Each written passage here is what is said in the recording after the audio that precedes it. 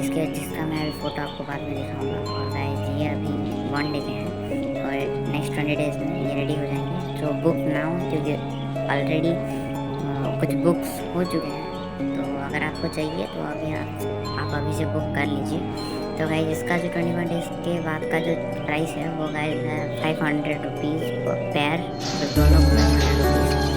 And वही मैं last season का जो उनका मैं आपको एक छोटा सा क्लिप दे रहा हूँ। यहाँ पर 2 से 3 महीने के बाद के मतलब वीडियोज़ हैं।